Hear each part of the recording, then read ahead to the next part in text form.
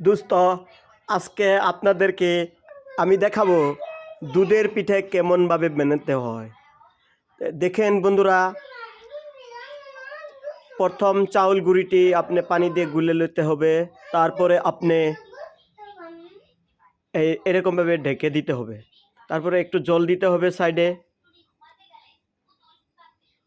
তারপরে অল্প সময় দেখে নেন চাউলটা পানির সঙ্গে কিভাবে মিশিয়ে নিয়ে হচ্ছিল।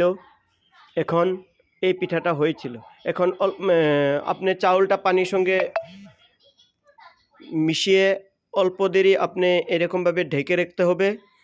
ঢেকে রেখে জাল দিতে হবে। তারপর দেখেন বন্ধুরা, পিঠাটা আধা হয়েছে, এখন সম্পূর্ণ হয় নাই। এখন আবার দেখছি হয়েছে কি না, হয়েছে কি জানি। ঠিক আছে, উল্টিয়ে দেখি। হ্যাঁ হ্যাঁ, হয়ে গেছে।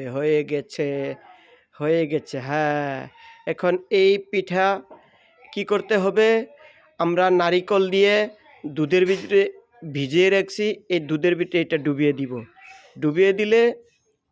ডুবিয়ে দেওয়ার পর এটা অল্প চামচ দিয়ে লাড়তে হবে।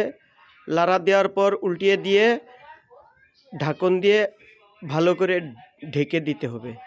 এখন নেক্সট আবারও বানানো হবে। এটা ভালো করে সাফা করে নিতে হবে। নেওয়ার পর ধন্যবাদ। তোরা এই ভিডিওটা আপনাদের কেমন